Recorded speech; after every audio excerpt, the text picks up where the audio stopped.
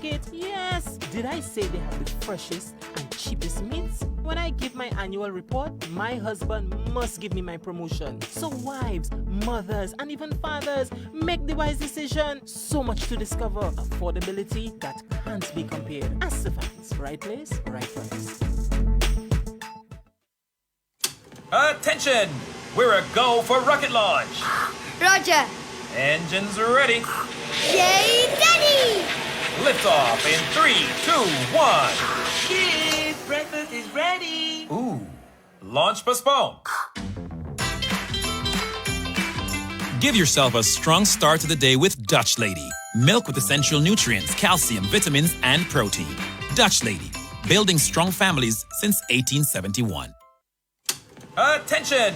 We're a go for rocket launch. Roger. Engines ready. Yay, Daddy! Liftoff in 3, 2, 1. Kids, breakfast is ready. Ooh. Launch postponed.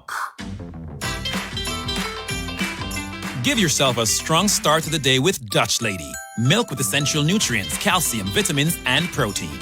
Dutch Lady. Building strong families since 1871.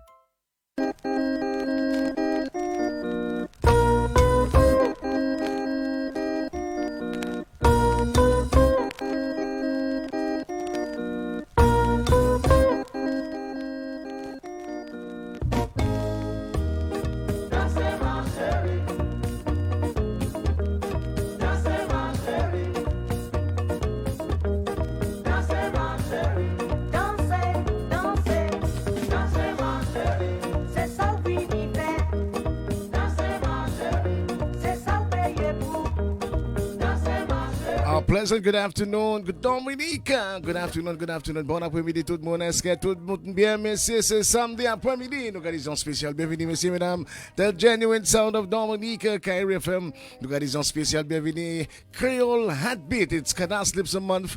And that's where we welcome everyone listening to us in Dominica, throughout the Caribbean, and globally. That's when we celebrate a month of Canal Slips and music. We had a wonderful exhibition of education and music last evening at the UWI Open Campus. We had exemplary presentations from Gordon Henderson, Tim Durant, Gregory Rabes, Sobers Esprit, and our friend from the French Antilles, Daniel Betis. We also had the veteran Jerry Lloyd in the building, and he really brought down the house alongside White Ferry, three-time Canas Lipso champion from NCC, Roy and Laura, the Webb, and also Delma Daniel. Today we are going to actually delve into the life of Mantra, the group Mantra, and also we'll speak to Jerry Lloyd about his music, Creole, one of those who are really in these very early days of B+, and then later would actually perform Cadas Lipso Sounds and actually won competitions with Cadas Lipso Sounds. But we're going to take the first knock with us, Janet Azus Angel. Good afternoon again. It seems you are regular on Creole Heartbeat, Janet. Well, yes, Wadix, good afternoon, and good afternoon to all the listeners of Kyrie FM and everybody watching on Facebook. Special big up and hello to Steve Vidal and Crazy T. So we are here, you doing your thing. So as I told you, anything you're doing, I'll always support.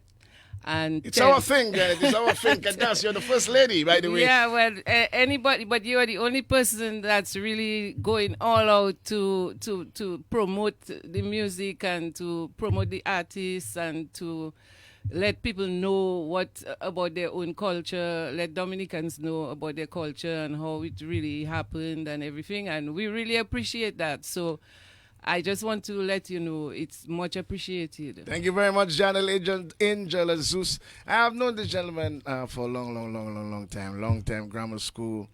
He always had that husky voice. I know him singing calypso. I never knew that he was part of the B+, a band, a part B or a smaller band to the Bells Combo. Later I found out he and his brother were part of that band, and he went on to bigger things, to the calypso in grammar school, and then on to, he will tell you everything. I tell you what, he'll tell you everything about his antics. Jerry Lloyd, welcome to Creole Heartbeat this afternoon. Well, thank you, Wadix. It's good to be here. Good afternoon to all those of you in Creole Heartbeat land and out there in Kyrie, Genuine Land, and those of you listening and looking on Facebook, it's good to be here. Thanks so much for having me, Waddy. Nice. And soon from now, Roy, we'll be joined by Gregory Waslarabes, because what we're going to do is to take the entire story as we try to collect the information, give the nation the information as to how those bands were formed, how Dominica's music ruled supreme in the 70s and continue to really pilot the name of the Cicero Parrot far and wide. Janet, how it all began, mantra. The first time I know of you is you were the first lady to sing Kadan Slipsu, and then I heard that you were also part of Mantra. Where it all began, how it all began. Well, I had gone to I used to do little shows with Bells Combo. The first time I went on stage with Bells Combo, I was 10 years old. And every time I used to be in the band house when they were practicing and everything, and I used to always write a little song on a page, and I'd come and tell them to play something, play it for me, and I would sing and they would play it. And so when they're doing live shows, they would invite me to sing, and I would be singing. So when they were going to do an album in Martinique, I went with them because I had written this song, C'est la vie. And they told me they went to ask my mother if I could come with them to You were so young. You were so young at the time. to record the song.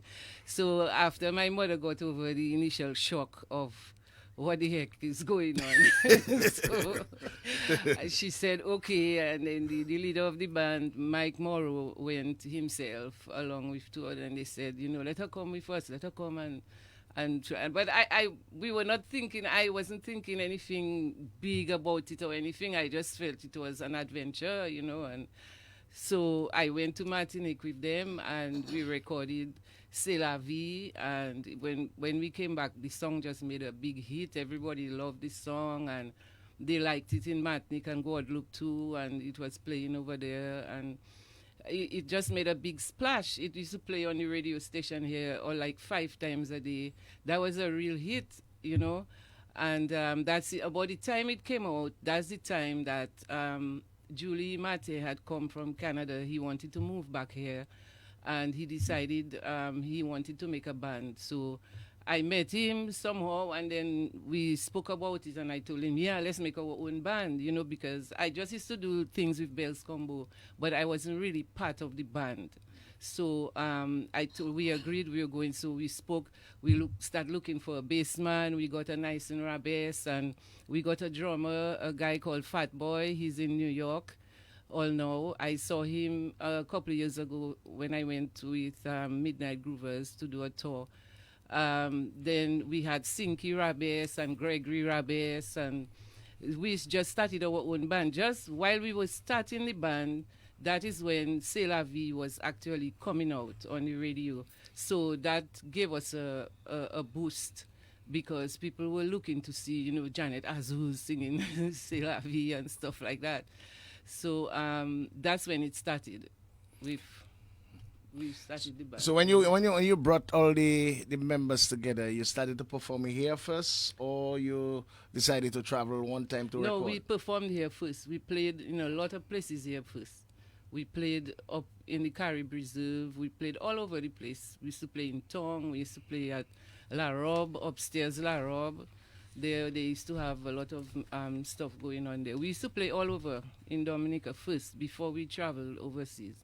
Okay, hopefully we should be joined by Gregory Rabes Wasla. But how was it those days, Janet? I mean, you were then 15, 16, 17 by then? By then, yes, 17, 18. What was, I mean, music, the ambience, what was it like playing at those various events? Well, I remember. You at the front and... If you're among the varium, now I can imagine you, Gentita, 17. Well, I was just I don't know, a troublesome little girl, because people used to go and tell my mother, look at your Janet is in the band house with all those guys, and she alone there. But it's like, what is music playing? And that's all. But were you ever like intimidated? Listen, I mean, guys like Mike Moore already were, giants playing music with Embers and then later Bells Combo. Were you at any time intimidated by the stature in terms of musical? No, they were not making me feel out of place at all. They just used to I just used to be there watching them, and then I would stay and they'll tell me, what, you have a song? I come in for paper, so they would tell me, what, you have a song? And I'd say yes, and I'm singing it and so on, and they playing. But the first time I went on stage with them, I actually sang the song off key. The same Ça c'est la vie. No, another song I had written. I actually sang it off key. Although they played it in the band house for me, but I don't know. Inexperience. I just they're singing and Mike they're playing and Mike looking at me trying to tell me, you know, the key. But you're singing I away. just singing away in your own world. And then I went to with Mantra now. Well, that was it was frowned upon that, you know, a girl and so on doing all that. And it was kind of tough because when we went to the Carib Reserve with Mantra, this man came and told me, well, what you doing there with those boys singing? You're a nice girl like you. So at that time, it wasn't normal. You were the only woman singing then in the band. So it was just strange that people would see a woman singing. And I had a cowbell beating the cowbell. He said me, what you doing that for? What you doing there? I said, but I'm playing. But I don't see nothing in that. A nice girl like you. What you doing there? Yeah, because we have heard of the stories those days. Music was more of it was more like for in case you were not ambitious. If you were ambitious, you would possibly try to be a doctor or lawyer or scientist. But if you chose music, according to we had a French guy, Betis. He had an interview yesterday with us. Unfortunately, we couldn't get the gist of his information yet last time. But what he was saying, musicians those days were treated like vagabond.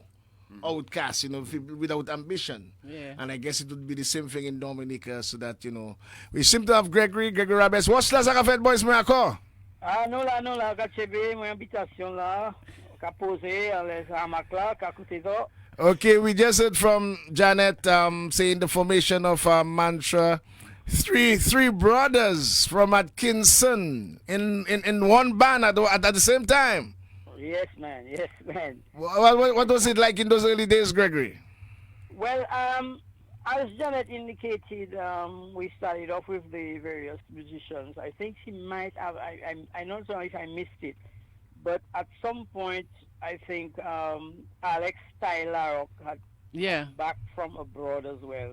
After Fat Boy, he came in after Fat Boy. And then he replaced Fat Boy on drums. Yes, Now, and then in addition, from time to time, we would have people like David Laville, not consistently, but from time to time when we have certain gigs.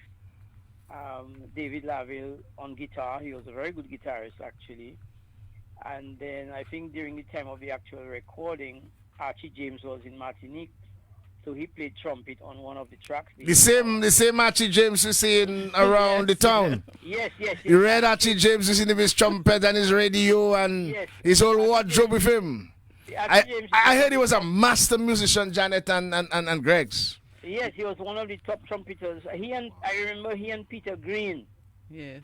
They used to be the horn section for Boys and Them. Boys and Them started off as a combo, but they added the horn section comprising Peter Green and Archie James. Mm-hmm. And let me tell you, that two horn harmony, or that two horn side, you might say duo, they were one of the tops in Dominica at the time. And these guys were playing some stuff from, you know, like back in the days you had groups like Rare Earth, Buddy Miles, and things of that. And these guys, a lot of funky stuff on the horn section. And them guys had that locked down within Boys and Them. So anyway, Archie James was stationed in Martinique at the time, and he played trumpet on the Wawanko recording on the album called Baile Mi Hermana.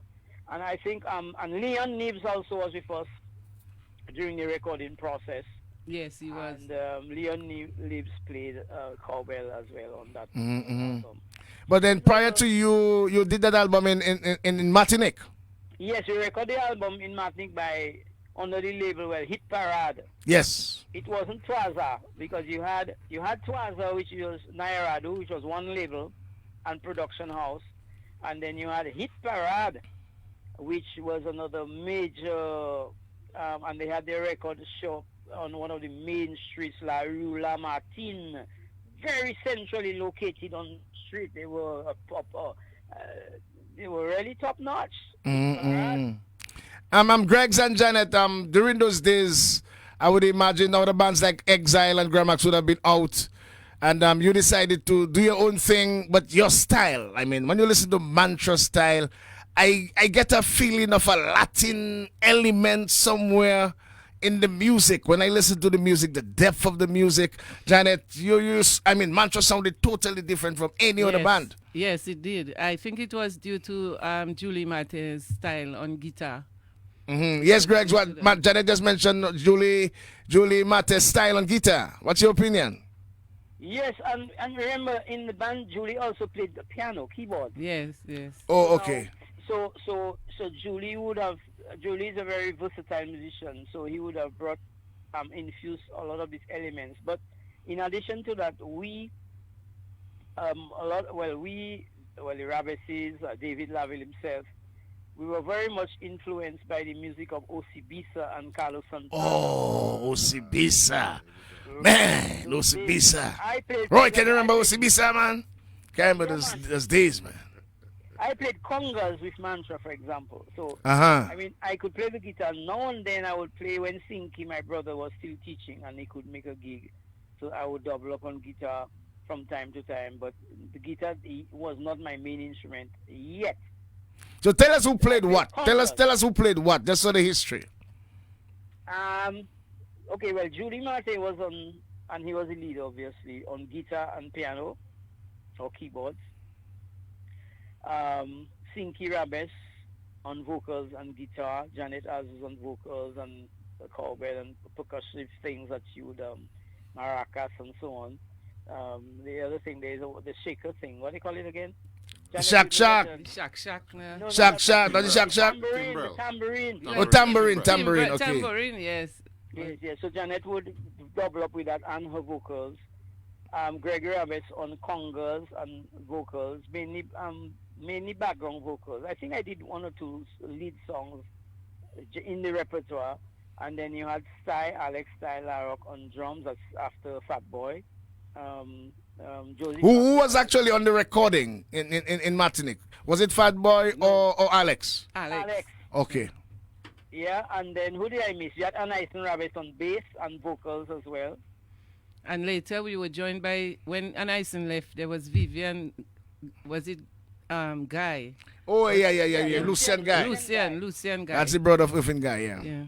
Yeah, so he replaced Anaison on bass guitar, and I think that time Mantra had done I'm not sure if Janet was with them, but a stint in Guadeloupe. Yeah, I was there until... Okay, yeah. But I wasn't there. I was in Martinique at the time.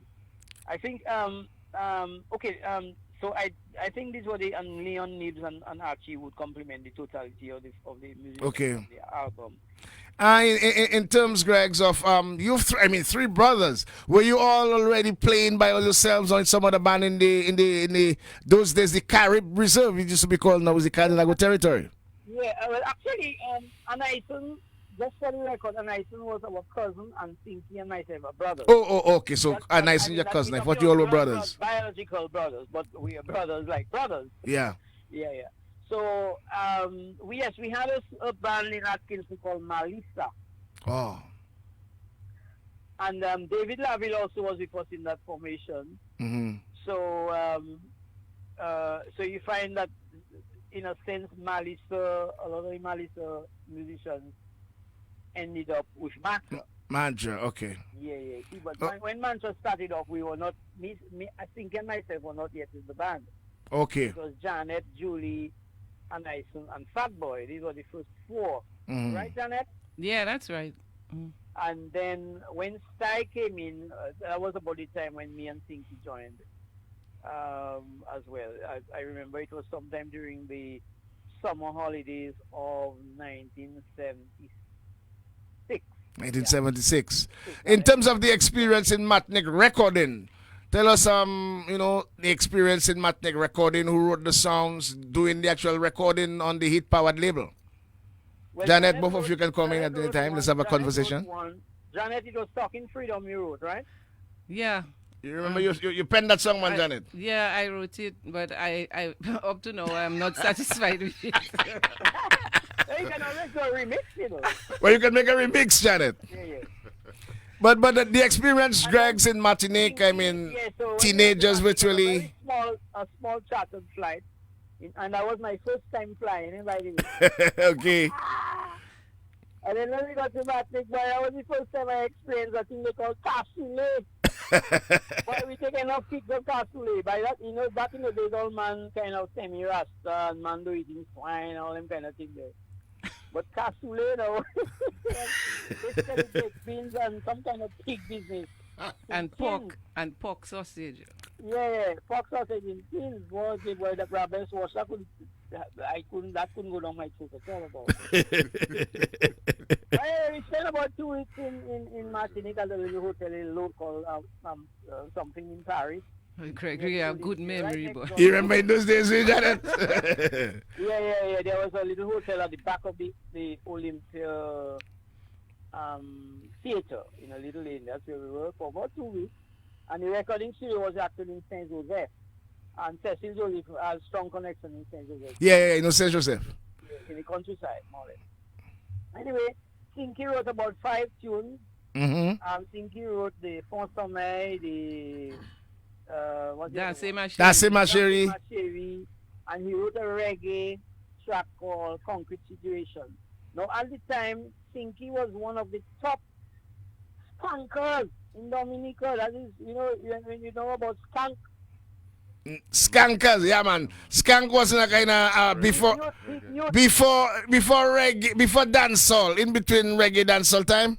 Right. Skank, man. You can remember those days where everyone used to be skanking on Bonnie Weller. Roots, man, skanking, and you had to shake your locks with washette under power. I remember, man. It was very, they had a skank song, boy, that was from out of Jamaica, and it had something about dumpling in it, or white flour, and clap. Right, can we get a little more volume, please? Just a little more volume on Gregory. Yeah, I was saying that there was a skank piece that had to do with, I think, it's white flour and dumpling and clap, whatever. It was a big hit at the time. Boy, he mashed that up. I mean, he was really cool on the skank thing.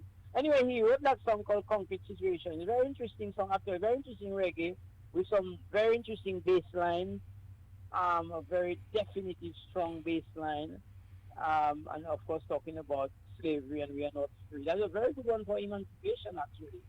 The emancipation period. Okay. And then he wrote another one called Shakpala Wakabai. Yes, Shakpala Wakabai Baline. I remember that one.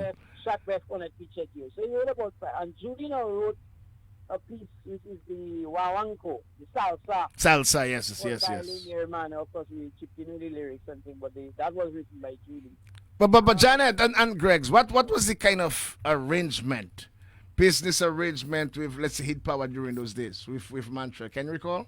Well, it was Julie doing the decision, making the decision. In terms of the business aspect, were you paid? I mean, how much were you paid in terms of, you don't have to give us the figure, but then roughly, what was the arrangement? What was the arrangement, Gregory? I can't even remember what was happening. Well, really, and it's not truly dealt with that situation. But the arrangement was the typical arrangement that the Guadeloupean record producers had with Dominican Brass. Which was what, Gregs? Basically, they bring you up, they put you in a hotel, they feed you, they charter the plane, whatever, and then you get, it is 200 or 300 records when the record is printed, and that's your payment. You serious? Yeah. No francs, nothing at the time? Nothing like that. Sometimes maybe they would dish out a little thing, but generally speaking, that was bad. They would give you about 100, 200, 300 records, and that's your payment, and that's it. And they would sell 1 million records, and and you're not seeing anything in that. And I guess copyrights was not a big thing then, but who own the rights to those songs presently as we speak? I would imagine Hit Parade still? Well, I don't think Hit Parade exists anymore, so I don't know who bought the... But then it wasn't owned by the group? Because you would have sold your rights over to the producer. In a kind of a way, but Sinky had already joined PRS, or he joined PRS after very early on. So he copyrighted his song, or he registered his songs with PRS. PRS is the Performing Rights Society, based as the English Copyright Society, right? Okay. So Sinky was able to collect royalties on his songs that he copyrighted. Okay. Gregs, I don't know if you can hang on the phone a while. We just want to bring in Jerry Lloyd in the mix, and we'll come back to Mantra in terms of tour. Let's take in a few messages. We are here for the kind compliments of J.S. the fans and company. This is Creole Heartbeat. By the way, we just want to remind you, Roy, just before you go, that this coming Friday, as a matter of fact, Friday the 16th of July, we are headed to the Alias Française de la Dominique, and we're having a cocktail and panel discussion, and we'll be dealing with the topics Kadas Lipso songwriting by Gregory Rabes, and how instrumental was Kadas Lipso to the radio stations available, Team Dura. How did Kadas Lipso influence soca, zouk, and other musical genres by Ian Jackson, and the impact of Kadas Lipso on Haitian music and the Haitian population, the experience of discovering Dominican music in Haiti by a Haitian academic, Ari Verret, and the moderator will be Delia Coffee Weeks. We have several guest artists who will be performing. Lobster with his Heat and Girls and Water. And Unfortunate, I'm not sure if you heard of Lobster from South City, Roy. I must send that song for you. It has Saleh, Bacchanal, Kadas with a conch shell and different kind of mix to that. We also have JD, the reigning Calypso monarch of Dominica. We also have Delma. We also have Shanika, and several of the artists on the Dion Henderson's label. Janet Angela Zeus will be there also. I almost forgot. She will also be there, and in a different dimension this time is the upgraded Angela Zeus with a modernized Kadas Lipso element. A few messages, Roy. When they come back, we'll touch Jerry Lloyd, and then we'll refer to Mantra in a while. Attention! We're a go for rocket launch. Roger. Engines ready. Yay, Daddy! Lift off in 3, 2, 1. Kids, breakfast is ready. Ooh, launch postponed. Give yourself a strong start to the day with Dutch Lady. Milk with essential nutrients, calcium, vitamins, and protein. Dutch Lady, building strong families since 1871.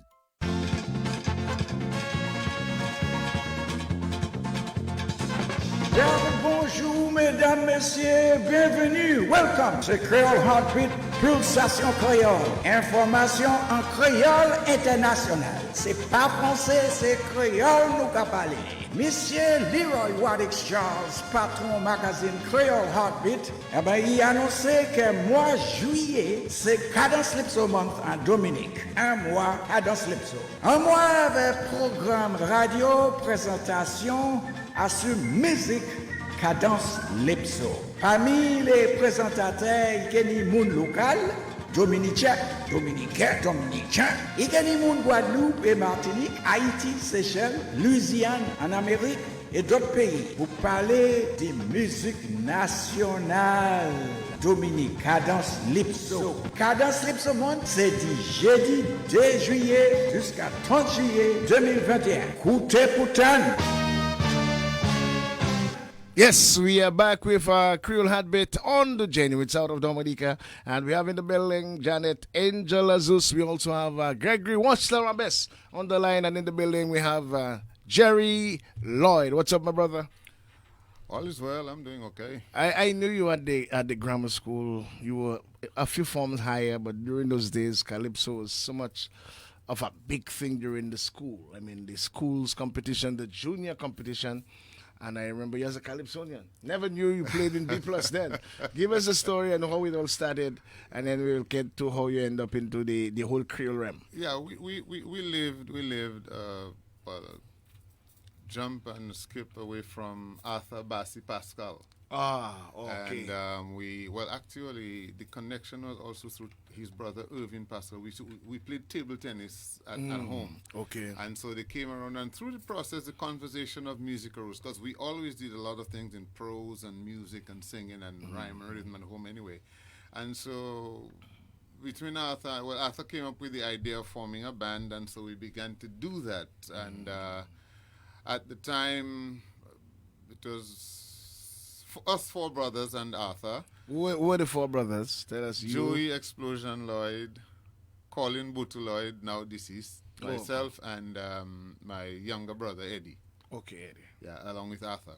And so I recall we did a lot of practicing at home, a whole lot of songs coming through, and at the time cadence was the thing. It Bells was, happening all over the Bells, country. a big thing. Bells then. as a matter of fact, if you look at least two of the photographs for the Bells Combo album were taken by my father. Oh. And so we had that around us in New Vic Riviera at the time, who was the manager, and the guys came home, they did their stuff. And so, in addition to everything else, while Calypso was going on at grammar school, there was one point at which there was a Calypso show held in Maho. Oh. While the Provoker was alive, right? So Provoker, there's this guy who's now a magistrate, was in there, Joey, my brother, and a host of guys. You're talking about Packet? Yes, Packet, Packet. that's correct. Packet. And so the process was a good one. We had a good show, and then beyond this, like Janet, I ended up doing stuff with Bells Combo. So if they're going to dances, you have all the grown folk in there, and I come in there to sing my song. And after I sing, I just sit down there, watch big people dance on this. How old were you then? How old were you then, Jerry? You're talking about between 11 and 13. Wow. Yeah, that Roy? 11 and 13. And 13. And so when we came through as B+, we contacted Bells Combo and they gave us permission to practice in the band house. So we go down to practice on the first day. Here am I, drummer and lead vocalist. Oh. I sat at the drums and we were about to play a song called, a song about the condom. And the condom song from St. Lucia. What a dread situation, they make a love for the condom. Yeah. And I had just started the song, and up comes this guy, Method, they call him, and then he became Natas Ragwell. And he stands in the door of Bells Combo's band house and says, "Let me play that for you now." That was my last day drumming. First day, last day. But every time Tossel and he played that for you, he bowled you out as a drummer. Right away. And so I took up the reins as lead vocalist, and of course, wherever Bells Combo went, we did. We got to play on quite some interesting shows, including the Grandma's Cadence Festival. Janet, I don't know if you remember that.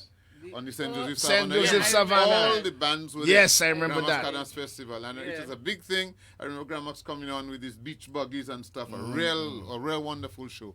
And so we did that. We had occasion to play with groups like Midnight Groovers and a lot of the guys and bands. And so that was for us a great experience. Now, I got to about fourth form. And my father said, "You know what, you'll have exams coming up. This band thing is over." That was it. Just like that. Just like that. Yeah. And so I stopped playing in the band at that time. Joey continued with Arthur, and some other guys came, including Senator. And Dada, Arthur's brother. And so they continued. And around that time, what's his name? Lazo. Right, yes, that's Lazo, correct. Lazo. Absolutely. And so, as a matter of fact, Joey moved from playing just the guitar to playing the guitar and the keyboard as well, having had a little training on the piano and so. But so they moved on, and in the following year at Carnival, we came out again to play, this time as under the name MAD, because of course B+ was operational. Yeah. And so we played on the road that year, and that was about it for music from that standpoint. But in '79, I gave my heart to Jesus. Oh, what a wonderful time. And so 1979. while I remained in music, my focus became the gospel. Yeah. The thing about it is, in that process, I was breaking new ground because I got to break a lot of new ground because at that time, Caribbean music was not accepted in the gospel. As a matter of fact, it was practically a sin to play calypso on a Sunday. I know. In those days, you didn't do that. It had gym riffs and that kind of stuff, and I laugh at it because it was more acceptable to play "Put Your Sweet Lips a Little Closer to the Phone," which is a song of unfaithfulness, yes, than to play "Walking Up the King's Highway" because that was in calypso. Yeah, and so that's by Joseph Niles. Joseph Niles and the Consolers. And so here is this young upstart, if you please, walking through the churches singing reggae and calypso and cadence, and I mean, I was dogged for years, took a whole lot of blows. And as a matter of fact, these reasons were taboo not only in Dominica but across the Caribbean, because in my travels, every time I sang something, it was like people were like, that's the first time they've heard it, or they've heard it in that manner, because people didn't really treat Caribbean reasons well. And so I had opportunity from my second album and upward to utilize cadence consistently. The first cadence song I recorded was Conformity or Transformation on my Jesus is Sweeter album. And I kept that up and I've never stopped. As a matter of fact, where is that album, Jerry? You have the songs of this album? Yes, I do. You need to send me the songs. I'll do that. I'll do that. Send me the songs. And so I've re-recorded some of them, but I do have the originals with me. And so through the process, in cadence began to dwindle too through the process. And I remember sitting at home in '94, listening to Raymond Lawrence on DBS radio. And he was talking about the fact that cadence had been dwindling, because at one point it seemed to me that there were three people, if you please, or groups playing cadence: Midnight Groovers, Ophelia Marie, and Jerry Lloyd. That's it. And it's the bands had not been playing as much at the time, and so people were into a whole lot of other stuff, a lot of American music. And in '94, when Raymond Lawrence was talking about that, it hit me, and so I wrote a song called Musicano, which I represented at the Dumbfester Song Competition and won. History records, the first cadence festival after a number of years in Dominica was after that rendering. Yes. And in '94 we had a cadence festival in at Rock House of Culture with Groovers, Exile One, myself, and Rough and Ready, which was the band that backed me up for the Dumbfester Song Festival. And so we got through that process. There was a resurgence of cadence, even to the point, because the music of the day at that point was bouillon. But the resurgence was so strong that the bouillon kings at the time, the WCK, actually put cadence songs on their next album. And so it has been a privilege for me to, if you please, bolster the cause in that sense of speaking, to keep the music alive, even through the process. And then, of course, in '96, with the release of my Let Me Go album, Yo Pasa Trume, the song that is so known. Okay, we Roy, let's give them a little taste of the Yo Pasa Trume. Look for one of the three songs, the second of the three songs, Yo Pasa Trume. The second of the three songs. We have Dasima Shiri, we have Yo Pasa Trume, and we have Ofosome. Okay, you seen it? That is Yo Pasa Trume. Let's give it up the people. A taste of Yo Pasa Trume. Anouai, Messi.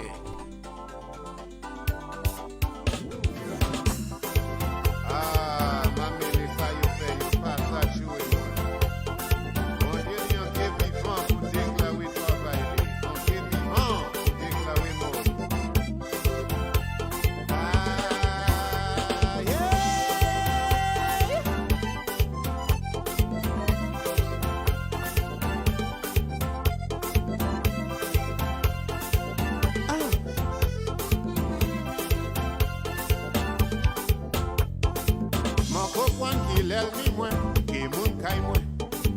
Moun ki ka vini, fè tout pitin epi mwen. Yo wi epi mwen, me deye mwen, yo ka mal pale mwen. An zel pitin mwen konek, an ka toujou si kon mwen. Yo pa ka chwe mwen. Yo pa ka chwe mwen. Bestia. Yo pa ka chwe mwen.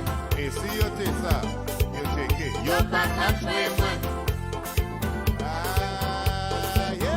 Okay, we are live with a genuine sound. This is Creole Heartbeat. Greg's will get to you in a while, but this one I understood you sang it. You recorded it first, or you sang it at the Dumbfester Song Contest first? Which one? No, this one was not what at Dumbfester. I did a song called Musicano. Musicano. Yeah, this one. You ever sang that at Dumbfester? This one? Yeah. No, never. Okay. So it's Musicano you won the competition. Yes, absolutely. But then since this one came out, man, it has been a hit. Yes, it has been. It was Cadence of the Year on DBS in 1997, I believe it was. And so I guess when people think about me and Cadence, that's what they think of. But I've been doing that music for a while, for years, and I've continued since. But then people must note that during B Plus you played mostly Cadence. Yes, absolutely. Absolutely. So you had that growing up with the Cadence music. Yeah, we grew up. And we your grew foundation. Up with it. Yeah, well, listen. The radio stations played cadence consistently. DBS was an ardent supporter, and they pushed the music. And so I remember from songs like Anita and Sikdula from Groovers, which was very, very popular. Reflexi, Dansima Shiri, and as a matter of fact, all of the music came through our house, if you please. We had Bells Combo, and interestingly enough, while Janet mentioned the fact that Mantra had a particular style, it was interesting that every band played a totally different strain of cadence. This is Every band. important And to note. you could actually make out which group was playing by just listening to the Yes. music. I Yes. remember Big Six from Bells Combo had a totally different rhythm style from a lot of the other Yes. guitarists. Yes. Julie Morillon. Julie, totally different touch. Julie Matet, and what happens too is that some of our musicians were steeped into jazz and funk and blues, and all of these elements came out as they played the music. So you find the preferences of the past began to show up in the music that was being played in the present, and so you had that kind of touch. You had Below Men, whose stuff was totally different. I mean, totally different. You had Gramax and Soul. Gramax and and Soul and Kevin. Here's what's interesting. Kevin and Soul. I remember one of my brothers did some music at Christian musical class. Mr. Christian did not like cadence music. Oh boy. He in his expression, that was not music. You know who made Mr. Christian respect cadence music? Gramax. Because their music was at a different level. The nature of arrangement, the stuff they brought to it, it made him stop and listen.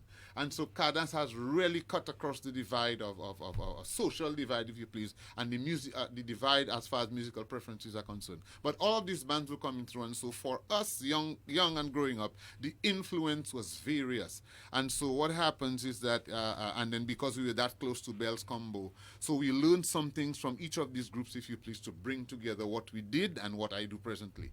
For example, the bands generally were loud. Bands are loud. Bells Combo had a way they played music. Their music was never loud. It was always soft, sweet, and clean. Sweet. And that has stayed with me. Because, I mean, all the bands were playing, and when Bells Combo came on stage, suddenly the music just changed. Drop in the level, if you please, and Clean and sweet music.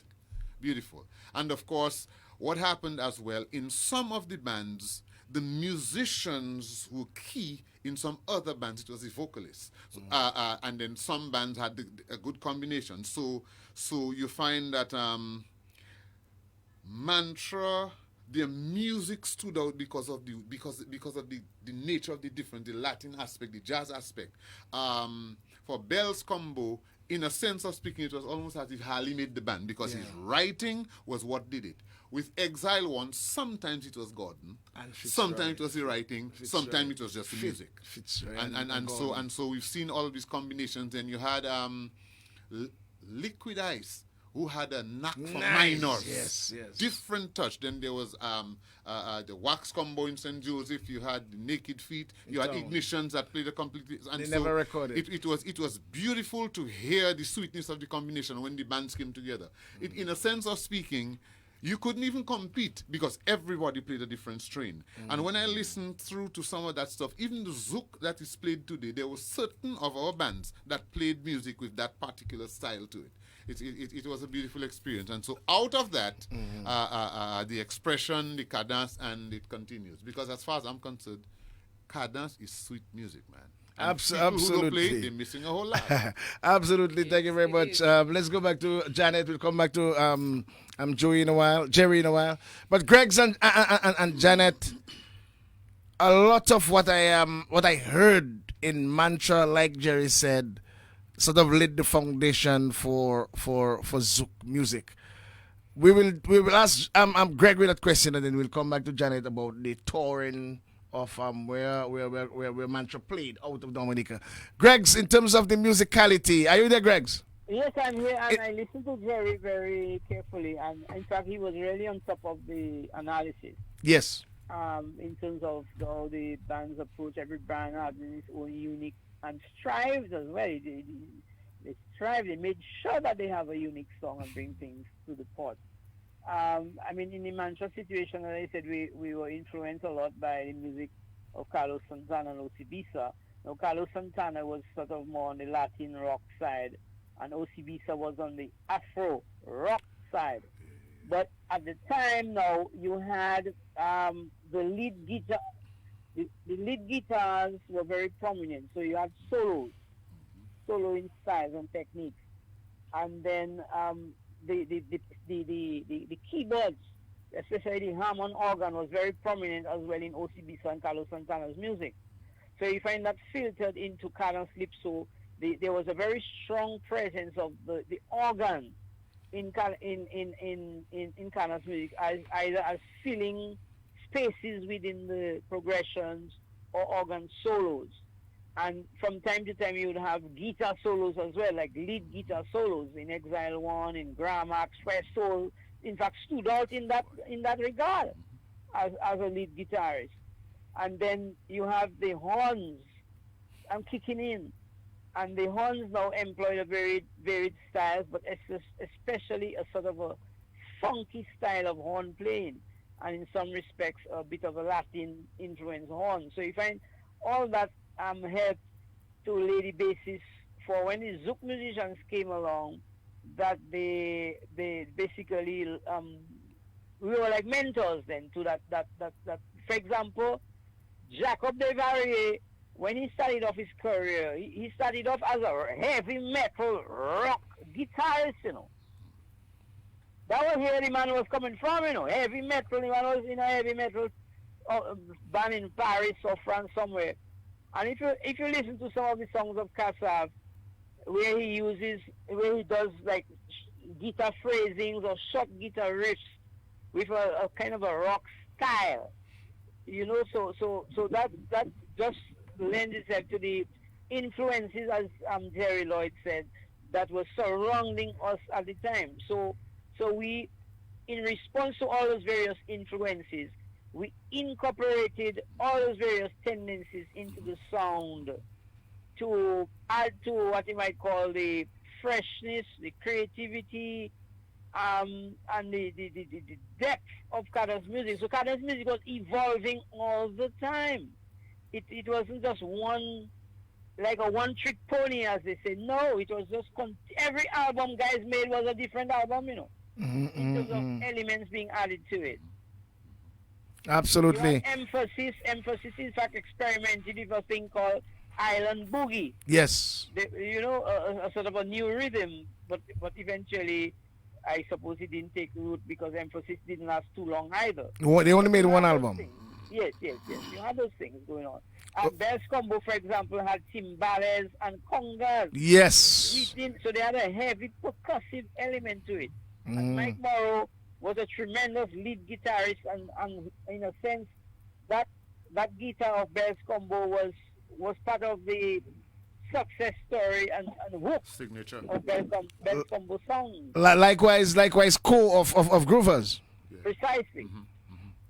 Okay, but Janet, in terms of touring, apart from, when you went to record in Martinique, you played in Martinique the same time or after you were Yes, sent? we used to play in Martinique. We stayed in Martinique one time for about 3 months. We used to stay a long time over there in the French countries, playing and just living there and playing. What was the experience like? For Mantra, I guess you'd be in one house and doing your stuff. You were the chef at the time? Yeah.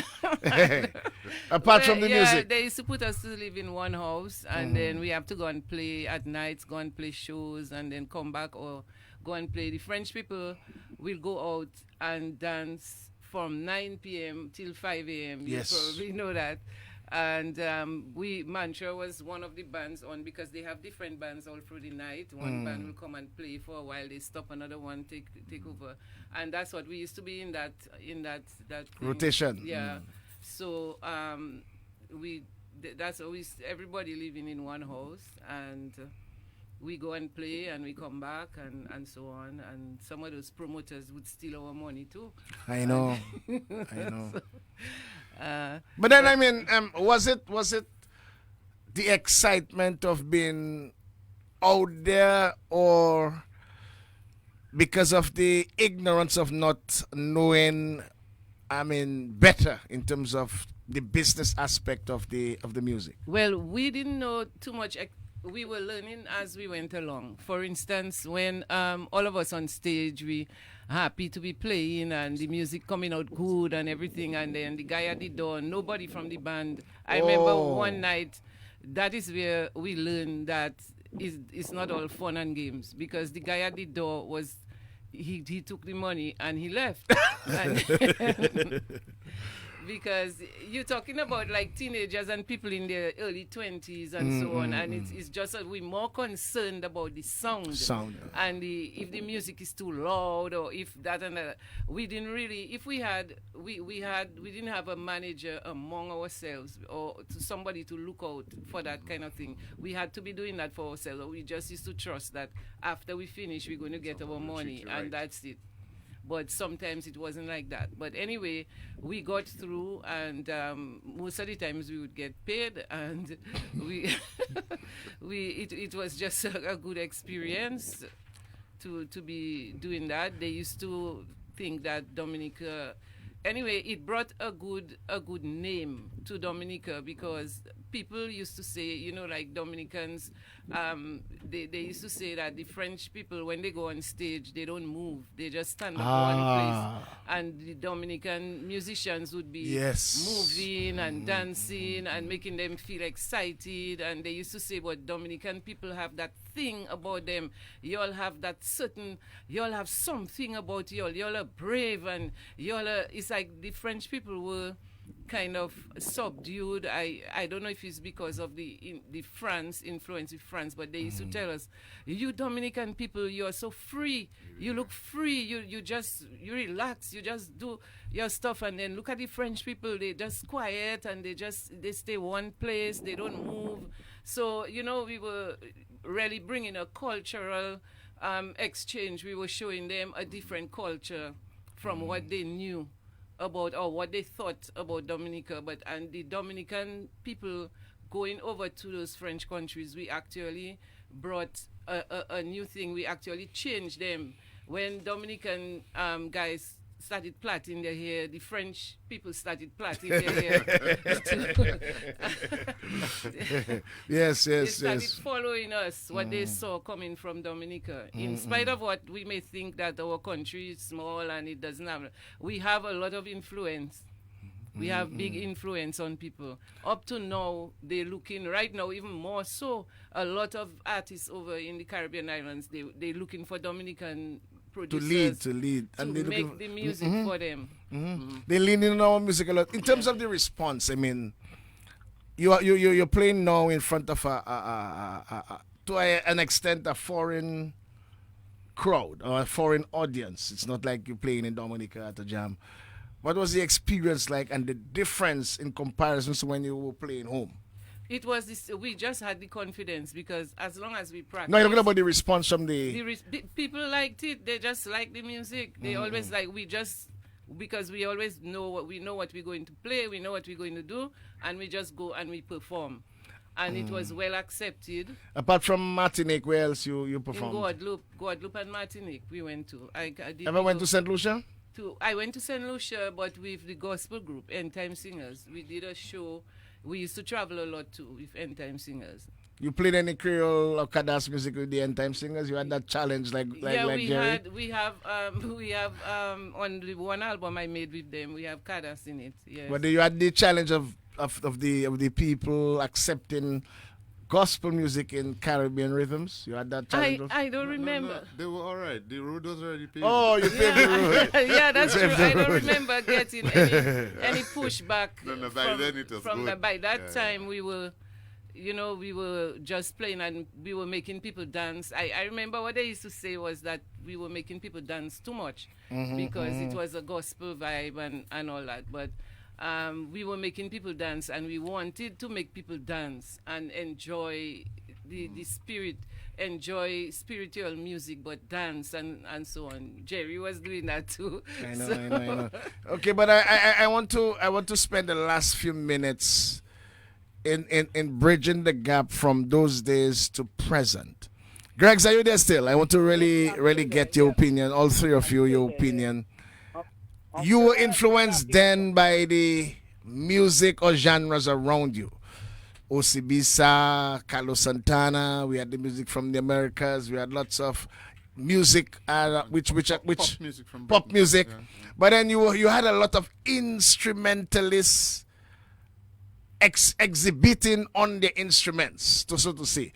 You would hear a lot of, in Carlos Santana, I mean, it's very evident you would hear a lot of guitar picking and that sort of thing.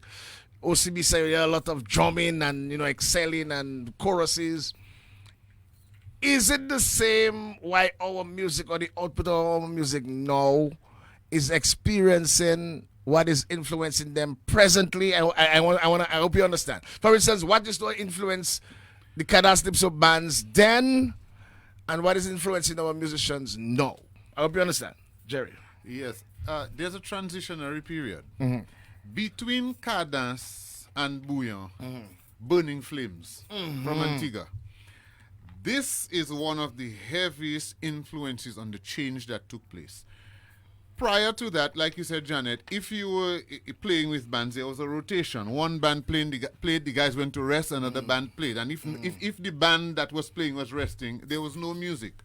When Burning Flames got on the scene with what is now called soca, which was then called ring band music, Burning Flames would play, and when Burning Flames got tired, they just turned on the drum machine and they're walking over the place and music playing all night. What that did, first of all, one, it cancelled the importance of the drummer. Two, it made this synthesizer and keyboard more important than the organ. And so what happened, the age of digital music was born. The lead guitarist could easily be replaced now by riffs on the keyboard, and because with the use of that, you could actually sample and replay. Then what it did to a certain extent was to reduce the level or type of skill that was important in music. And so with the genres of music that have come out beyond cadence, if you please, the skill, the raw skill level of many of our musicians is not as high, is not as great, and is not as displayed either. As a matter of fact, with that also, there came the prospect of chanting rather than full conscious lyrical content. And I think this switch was what took us out of cadence into bouillon. I like that. Gregs, I'm not sure if you and Janet have any thoughts on that. Gregs? Yes, Jerry hit the nail on the head again, as usual. In terms of the introduction of technology, we must remember too that in the heyday of Cadence Calypso, it was what you might consider the analog age. Yeah. That kind of thing. Tapes, or recordings are being done on tape. When we did the recording in Saint Joseph, for example, if you make one mistake in the last 4 bars of the recording, You have to go and do the old song over. Now it's cut and paste. Yeah. So you had that situation. So, and remember too that Exile One was the first band in the region, at least in our space in the Eastern Caribbean and in Calypso music in particular, to introduce synthesizers. Right? And then Gramax followed suit and the other bands. So during the sort of, you might say, the zenith of Cadence Calypso, the synthesizers came on the scene, the digital technologies. So that continued, and in our current situation, as Jerry said, the drum machine played a critical role, replaced the drummer.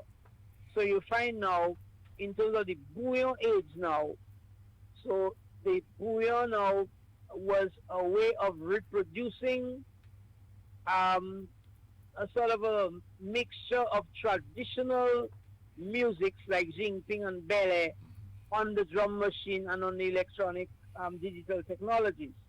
So that was the sort of technological period that bouillon emerged.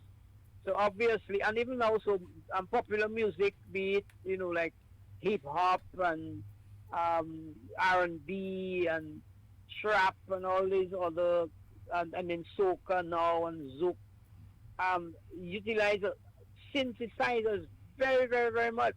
Absolutely, so it has, so the sound, since, as you say, has replaced the classical Hammond organ in the popular music. But then, Greg, just for we have a few more minutes, just a couple more minutes quickly because they're running out of time. The Haitians in particular maintained their compas and even made it even more palatable in terms of the swing, in terms of the danceability, even listening. you could still hear the instrumentation in the Nouvelle Génération compa. Greg. Yes. Well, the Nouvelle Génération compa was an attempt by some of the younger generation of Haitian musicians, to push the boundaries of compa music. Because the same discussions we're having on calypso music, or on bouillon music for that matter, is the same discussions they have in Haiti, because there is a major discussion going on in Haiti about compa music, that compa music generally has not been able to penetrate the international market beyond the Haitian and the Creole diaspora. Mm-hmm. And one critical reason for that is the structure of compa. Mm-hmm. An average compa is all about 7, 8, 9 minutes long. Mm-hmm. For radio, you're talking about 2-3 minutes. Yeah. So that's the first issue. And the other thing is that compa as a dance and as a popular genre is really based on the dance. It's really dance floor, dance hall music. Mm-hmm. It's when you watch the Haitian bands perform, I mean, might have one verse, maybe 2 verses at best. But the rest of the song is what we call ambiance. Yeah, but this ambiance is also there's some compelling instrumentation by at least the guitarist and the keyboardist that is very prevalent, which is almost non-existent in our music. But we have just run out of time. I just want to really thank you guys for the education today. And that's what we try to do for the entire month, to educate the nation. We have, been blessed with such a wonderful genre. It has influenced several other genres. It continued to be Dominica's, international music, whether we like it or not, brought Dominica's name to the four corners of the globe. And we continue to have it relevant. It is the foundation of us. What the expressions on Calypso is the expressions of Dominicans. Dominican way of living our life, what we felt then and what we feel now. And somewhere along the line, we don't think it has given the upward mobility. And even us as consumers, we are not given the opportunity for evolution of the music. It cannot stay in the 70s. Like every other genre, it must evolve. So we have to learn to appreciate the evolution of the music, allow the various genres that are around, the musicians and the people that create the music to experiment. Mm-hmm. To experiment, to fuse. Like Gordon said, the meaning of calypso is a fusion of rhythmical patterns. So our mindset shouldn't be set on only the 70s to appreciate a good calypso. And I hope that after the month we can at least appreciate the education. So I really want to thank you guys. Greg, I want to make you run. I know you have to go in the Jardin. Say someday you have to go on another project in the Kalinago territory.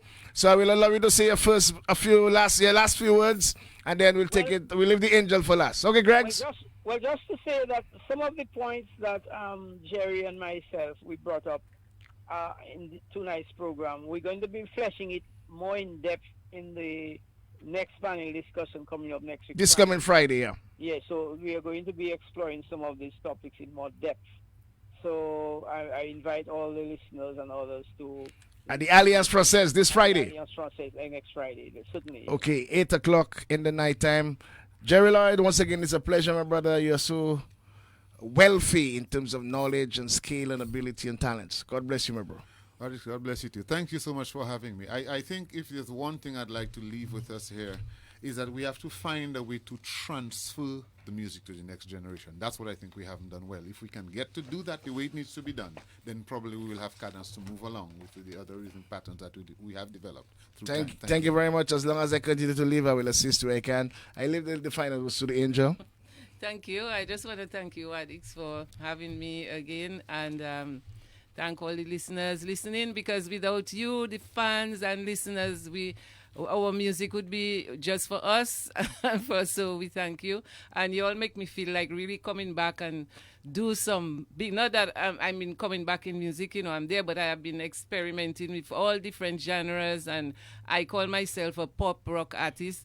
So you all make me feel like, especially when I hear Jerry spoke a while ago, and then the way you all see it, I think I want to do more Cadas music. Okay, just want to thank you, Janet Angela Sus, for this wonderful sentiments. I'll be very happy. I just want to also thank Roy Michael Proctor, Crazy Tish, Ryan Later, Steve Vidal, and the Genuine Sound of Dominica for allowing us this opportunity, and also ask the fans for sponsoring the hour, for allowing us this opportunity to educate our nation. People without the knowledge of the history and culture is doomed, according to Marcus Mosiah Garvey. Until next week, Saturday, Prince Wadix, may God bless you, and may God bless the greatest country on the face of this earth.